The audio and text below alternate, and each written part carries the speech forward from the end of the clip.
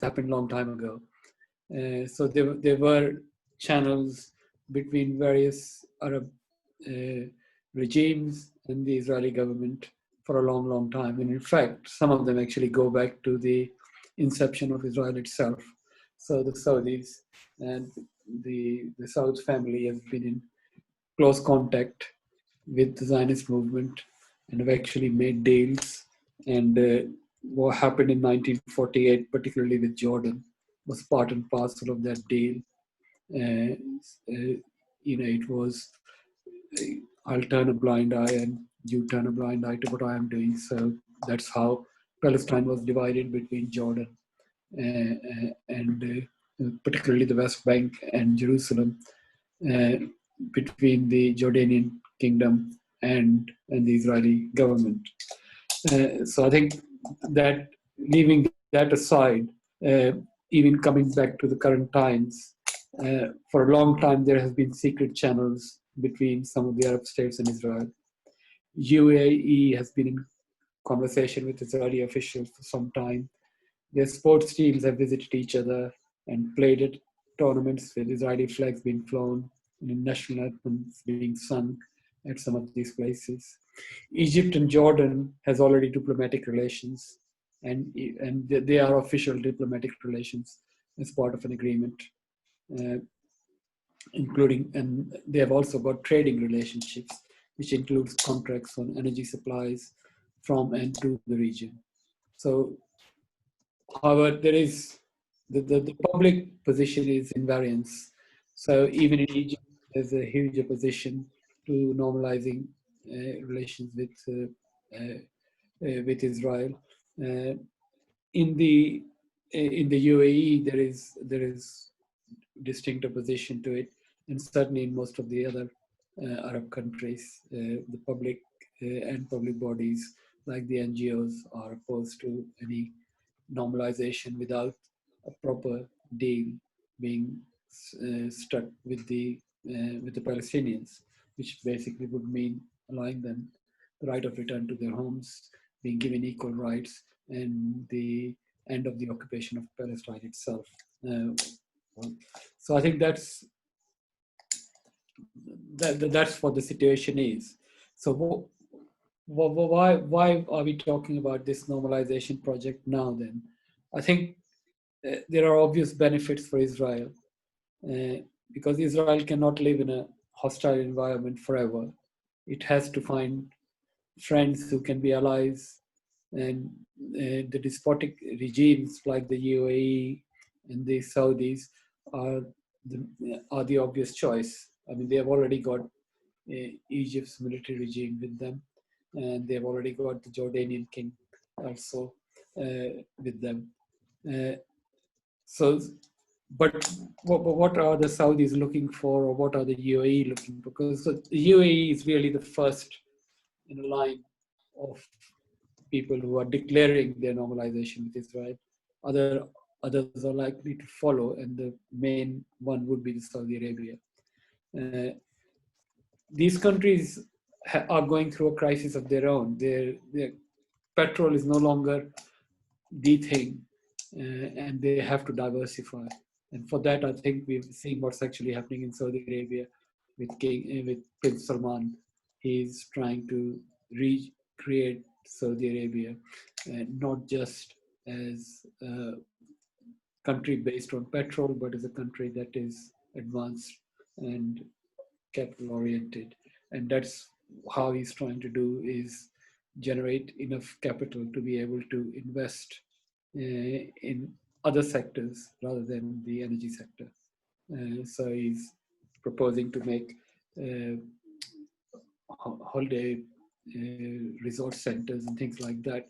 And for that, he needs huge investments, and that's what he was doing when he actually put a lot of princesses into uh, posh jails, as you call it.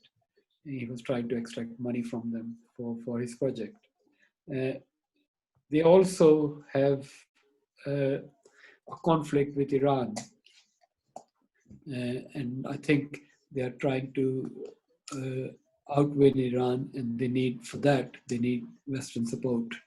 So for them, the support the West can provide is essential for them to be able to confront Iran and keep it in its place and not allow its influence to grow. Iran has actually grown quite considerably following the Iraq invasion, and every time that the Western powers have done anything, it has actually strengthened the Iranian position in the Middle East.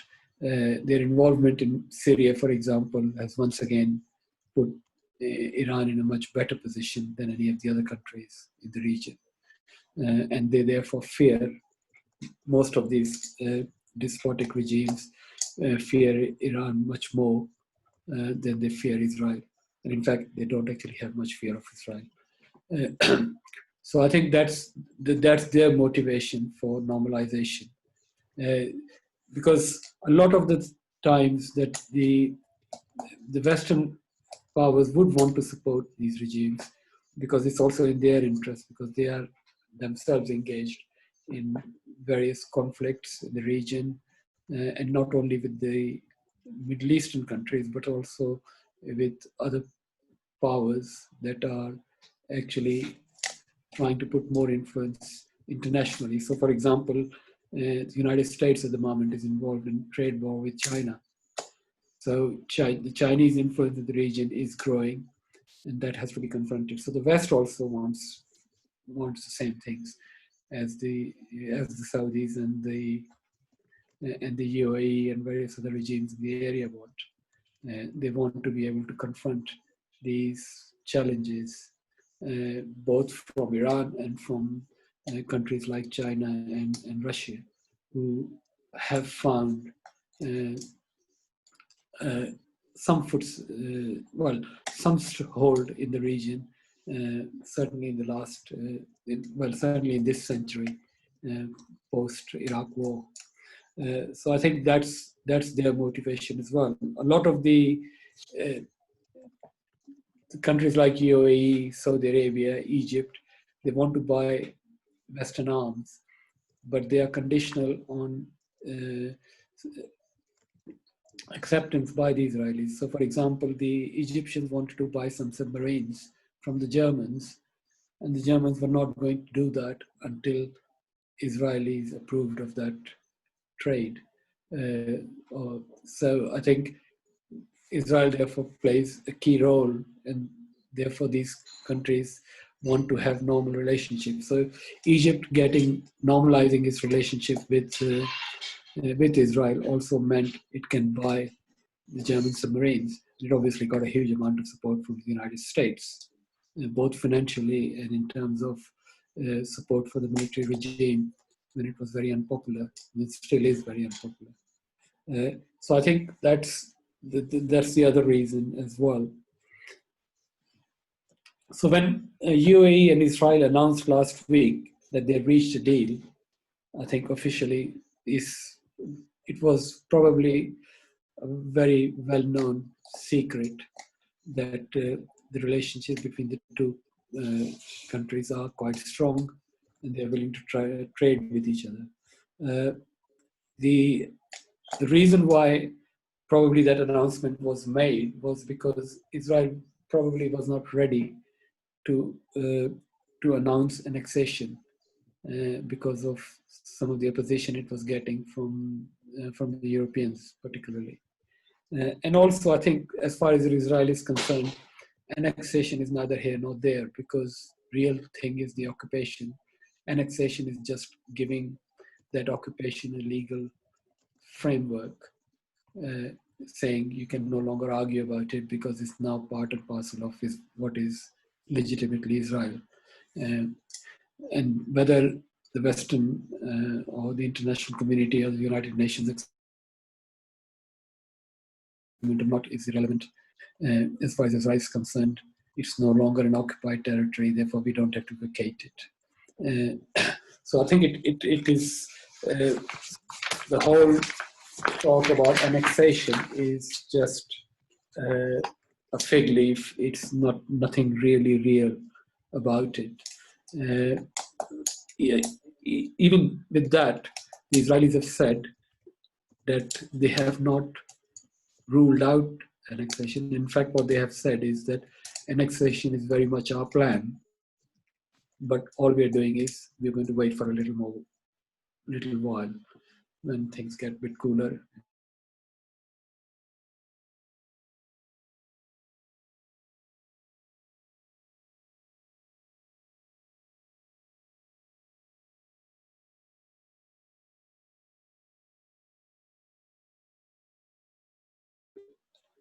Others, meanwhile, I think will either refrain from commenting or denounce the deal as a normalization at the expense of the Palestinians, essentially giving Israel a green light to pursue its occupation policies.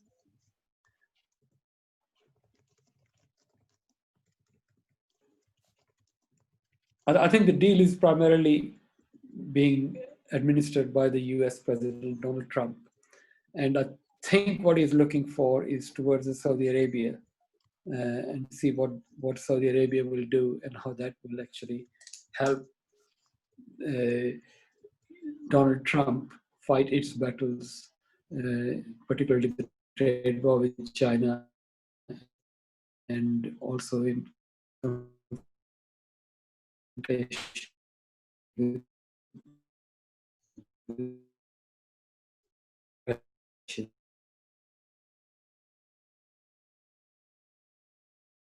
they want and they would not recognize, well, or they would not normalize until there is some settlement with the Palestinians. But I think that's what everybody has always been saying. Whether they're doing that or not is Palestinians. Uh, and so far, most of the media in Saudi Arabia, which is possibly very well controlled, is in favor of what the UAE has done. So it likely looks as if Saudi Arabia is going to follow into the footsteps of UAE, and particularly the prince, Prince Mohammed bin Salman, is largely viewed as favorable to normalization. I mean, he is breaking with the old Arab leadership. He is trying to modernize Saudi Arabia, and he wants much closer ties with the West than before. Uh, and even Trump has announced that he expects Saudi Arabia would join the UAE-Israel deal at some stage. Countries like Sudan uh, actually had to sack their foreign minister because he made pronouncements in support of what UAE has done, and in fact even indicated that there are actually discussions going on between Sudan and and the Israelis on normalization, and as a consequence, he was sacked.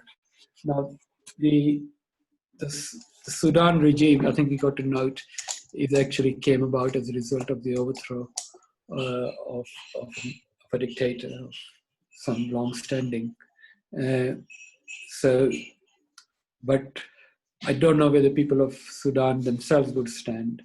Uh, the fact that they had to actually sack the foreign minister might mean that there is actually still quite heavy public support for the Palestinians, and any normalization may not be accepted. Now, countries like Sudan are uh, possibly more likely to be susceptible to its own population than it is to the Western powers or to Israel, and may not have the same requirements in terms of UAE wanting to establish itself as a power that can confront Iran, because Sudan probably has got its own problems at the moment, which is going through.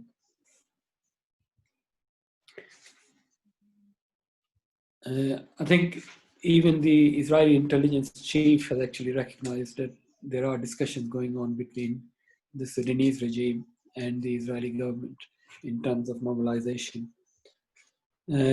Oman itself has been speaking to the Israelis as well, and there are probably plans to be announced in terms of normalizing ties with Israel.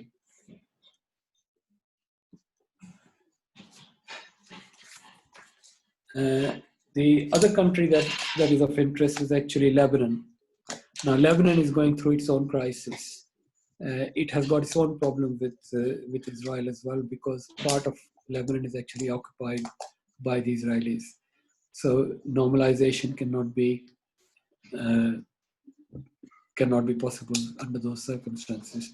Also, Hezbollah, that's Lebanese movement, is very strong and powerful, and is not going to accept any normalization until there is a deal on Palestine. And in particular, also, the Lebanese have a huge amount of Palestinian refugees that have been there since 1948, and many others have joined them since. Its population is, there have been recent refugees from Syria as well. So it's very unlikely that Lebanon is even in a position to contemplate normalizing relations with Israel. Hezbollah is actually part of the government in Lebanon, so that in itself would rule it out under any circumstances. But then Lebanon is very much engulfed in its own crises at the moment, with the bomb that happened a few weeks ago. And also before that, there was a financial crisis, and it is financially almost unviable. I think its money is just been, inflation is very, very high, and its value has dropped. People are insisting to trade in American dollars and things like that. So that's the situation with Lebanon. The other country that is of interest is actually Kuwait. That actually has taken some positive stands before, and its stance on Israel has not changed. It's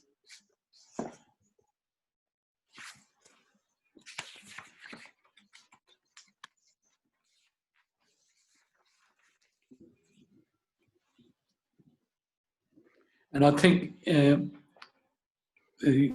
Jared Kushner, the Trump's son-in-law, has actually criticized the Kuwaitis for not being very constructive, and he's accused them of taking a very radical view of the conflict in favor of the Palestinians.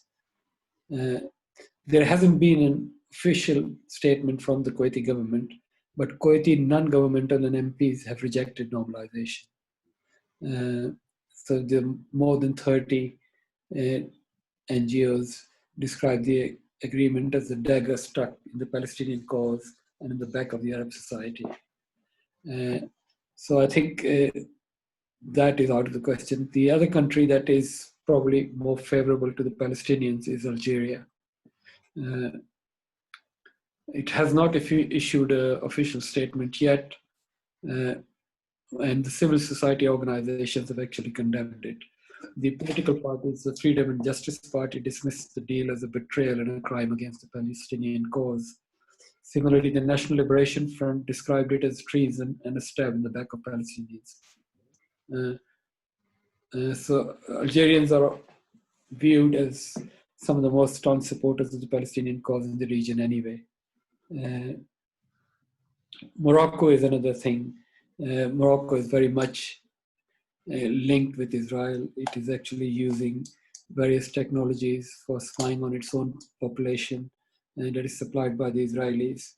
And Netanyahu is strongly lobbying the Moroccan government to recognize, or to normalize relationship with it.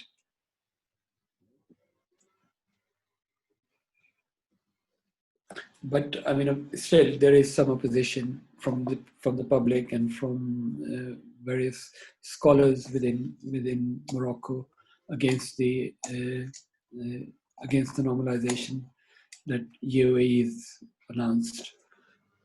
So I think in terms of all that, it really is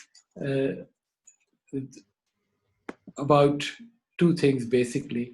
Is giving what it's doing at the moment is giving Netanyahu some cover in terms of saying, well, to save himself from some humiliation of not going ahead with the annexation. It gives him an excuse to say, well, we're not going ahead with the annexation because we've got much better thing, which is normalization with UAE. Okay, so that itself is, there is nothing concrete in it except the fact that it is a good way to argue against what he is unable to do, which is to declare annexation. From the UAE point of view, I think they are going to get a lot out of it. They are going to get Western support. They might even get financial support. They will also get arms. And I think the UAE was in negotiation or wanted to buy F-35 planes from the US, but they were not available until there was acceptance by the Israelis that anybody in the region can be supplied these defense equipment. And the strategy, the American strategy is to ensure that Israel always maintains an upper hand, and therefore it does not supply superior weapons to the neighboring countries unless Israel agrees with their supply. So I think that's one thing they will actually gain. So effectively, it's a way of for the West to continue to fuel the arms conflict in the region and to also contain the opposition that's coming from the east. So from Iran, from China, from Russia, and I think that's that's what it's all about as far as the Middle Eastern powers are concerned. As far as Israel is concerned, it gives them some legitimacy. It gives them some means of saying, well, you know, we have now even got support from the in the Arab world, and so it has got some kind of a PR exercise for them. But in terms of what it means for the Palestinians, really nothing has changed because the occupation has not ended. The threat of, I mean, Jerusalem is already annexed, okay, and the threat of annexation is still very much on the card. But the occupation itself is bad enough and not in reality not that very different from what annexation could be. So I think that's the basis of all this. It's more a drama than a reality, but the objectives are very different from just normalization. The objectives are to actually confront the next set of wars that are going to take place in the region and how that will be fueled by this approach. I think, as I said before, Russia and China are challenging the West on an international level, and in the Middle East they are playing a key part. I think with the defeat of the opposition in Syria, that has given Russia some stronghold. Also, the falling out between Turkey and the US is helping Russia build its strength in the region because the Turks have also been refused some military equipment by the Americans. And then the whole trade war in the South China Seas as well as in the Middle East between China and the US is something that we need to look at and see where things will go. Okay. Oh, yeah. Military bases. Yeah. Okay, but and I think the Americans probably want that conflict to end. They don't want to make enemies of the Qataris, and I don't think Qatar substantially would do anything very different. But obviously, it cannot afford to do anything at the moment because it's already surrounded by enemies. Most is because the Iranian Revolution has had an impact in the Emirates. There have been uprisings in various parts of Bahrain, for example. There have been uprisings, and they have been put down very brutally. And I think it's all these sheikhs who control this, the Arab Emirates, view that as a threat from inside as well, influenced by the Iranians. And a lot of them, you see, are not. So, for example, in Bahrain, the Amir or the king does not belong to the same. The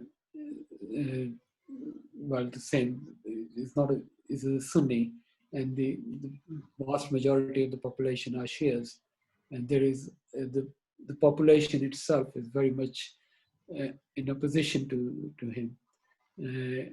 I think in UAE probably is very different because there's a huge amount of migrant workers. 90%. Yeah. But that is that it's opened up the floodgates. It's given permission.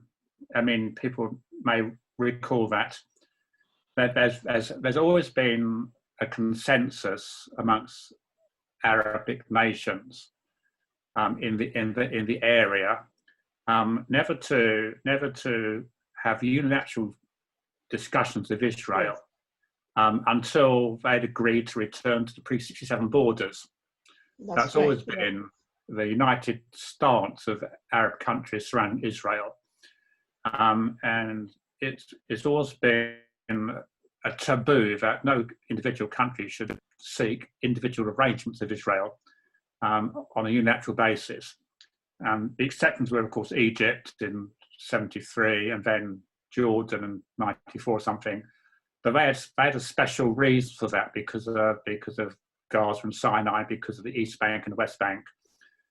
So we can understand why those two countries ended up breaching that convention, but the convention has held amongst all other countries.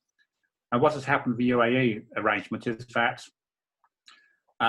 is begin to give permission now to speak the unspeakable, which is the normalised relations of Israel. So this is why it's momentous. Momentous. As Naim keeps saying, points out, nothing has changed internally in Palestine. The occupation of the West Bank, it continues by hook and crook. Nothing has changed, but what has changed is that now permission has been given for other Arabic countries to negotiate individual treaties with Israel. And that's a major, major mindset change. So it's quite significant. You see that Egypt normalized relationship in 1973, right? So that's about 47 years ago. Yeah. Right? And nothing happened. No. So we might have to wait another 50 years. And other Arab regimes might be. It seems that they are taking a huge risk because, as Paul said, it looks like that among the Arab population, the cause of Palestinian struggle is losing its traction to some extent. But still, Palestine, from a religious perspective, holds a very important role, especially Al-Aqsa. And with this particular deal, the situation of Al-Aqsa becomes much more precarious. I mean, you read the news about the settlers or the IDF or so on and so forth stopping the worshippers going there, or the Israeli government shutting down Al-Aqsa and so on and so forth. But with this particular deal, it seems that the situation of Al-Aqsa and access to Al-Aqsa becomes much more difficult. And that will that will, I mean, I'm not talking about the regimes, but I'm talking about the Arab population that in that region, they will have, this will have some sort of repercussion there. And also when we are talking about Palestine, or if you are talking about Palestine as a religious center, we should also think about that majority of the Muslim population is not Arab. You have about 280 million Muslims sitting in Indonesia, Malaysia, about 550 million Muslims in South Asia. So majority of Muslims are not Arabs. Arabs are a very small population of Muslims. And Palestine and Al-Aqsa hold a very, very important position in the hearts of Muslims. And if the situation of Al-Aqsa and Palestine as a religious center becomes difficult, then how are they going to react? And so in this, keeping this in mind, I think that the regimes, the Arab regimes, are taking a huge risk. And their situation, I mean, the situation is anyway difficult. As Paul pointed out, UAE has about 10 million population, 9 million are migrants. So 1 million people, among them very small population of people who are probably ruling classes, they are holding the power and they are doing whatever they are doing with whatever objective. How is that going to pan out if there is a massive dissent among the population from a religious perspective? It needs to be seen. I mean, it doesn't seem to be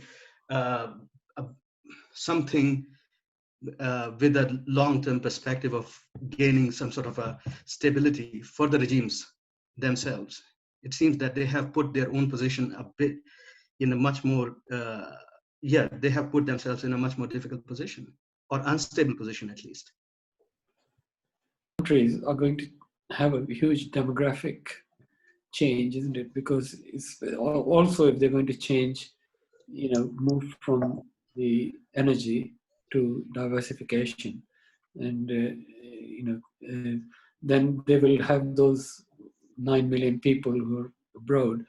They will probably will settle in that place, and that would have an impact. And there will be movement for democratic rights and everything else that will follow. So these regimes are very precarious. I mean, the military regime, even in Egypt, is very precarious. It can be overthrown. It has been overthrown once. In fact, it's been overthrown twice. The weak petrodollar, which has influenced Islam, through the world so much in terms of the Arab influence of it. Do you think that would weaken as the petrodollar weakens, or is that a non-question? I think it will. So the idea of these countries becoming capitalist centres in a Marxist sense, it seems to be somewhat problematic. Unless they end up being part of a global supply chain, where Western outposts are established in some kind of joint partnership to run factories, manufacturing stuff on a global scale, a bit like Bangladesh or other places, or Hong Kong or Singapore. So when we talk about the need to diversify, we're talking about very different models of development. I think it's what you got to understand is that Prince Salman exactly tried to do what you're suggesting. That's why he put all those princesses into those posh hotels as prisoners. Asked them to give the money, and his intention was that he would then actually employ the bourgeoisie to be the capitalists who would go and come and invest. Okay? So he didn't want those princesses to be running the enterprises. He wanted the foreigners, he wanted these princesses to be the investors. So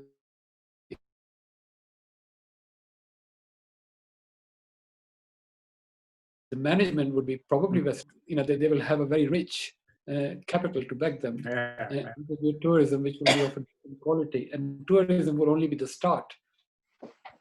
of the whole process. Because I mean, from the only bit I know is about how many students they're sending to universities, doing all sorts of different courses, and that would suggest to me that they're trying to grow their own sort of middle class of some sort, isn't it? yeah, but that's not going to happen at the moment, is it? It's going to take decades, if not before Well, another what, 5-10 years? Yeah, maybe they also need to get some experience as well, isn't it, of running enterprises and then going and doing it. Social relations into a Western model of avarice and greed and personal profit and exploitation. This will, of course, engender more resistance from Muslim sectors who will resist this Westernization process. So the whole process is fraught with danger internally. It will produce a reaction against what is happening, as we've seen elsewhere in the Muslim world. So it's by no means certain this will be. In say Dubai and even Saudi Arabia and stuff, a lot of the labour is migrant labour. Yeah, mostly, yeah. So physical labour is usually migrant labour. Yeah. And so I don't know what would happen to that as they grow or diversify into different sorts of. They need more migrant labour, or would they? I think people anyway. This is what I was alluding to, that they might transform themselves as special economic zones, which China did, which India tried to do, and to some extent India did. That is, these would be the hubs where labor laws would not apply, and you will have a major sort of supply of migrant labor, which will be devoid of any particular kind of rights, labor rights, and so on, and a sort of free run for the capitalists to exploit them. But that's true now. Yeah, right. I mean, it is the entire UAE is built on the exploitation, slave labor, not even exploitation, slave labor of the South Asians, Indonesians, Malaysians. Most of whom actually Hindus. Yeah. The thing is, you think the current working of the Saudis and the UAE does not attract professional, or skilled labor into these places. It actually attracts very low quality labor that they cannot use to build their economies. So they wanted to change, and that's what Prince Salman is all about. He is out there to revolutionize Saudi Arabia, from a bourgeois perspective, and that's what exactly he would do. I mean, he's the most brutal man, and he's used brutal force to do it against his own brothers, more or less. Because all those princesses are his brothers. They may have a lot of brothers, but that's it.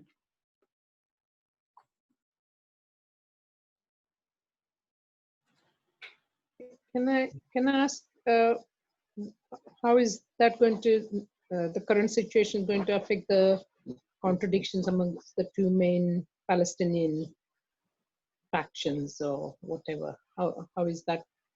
Is that going to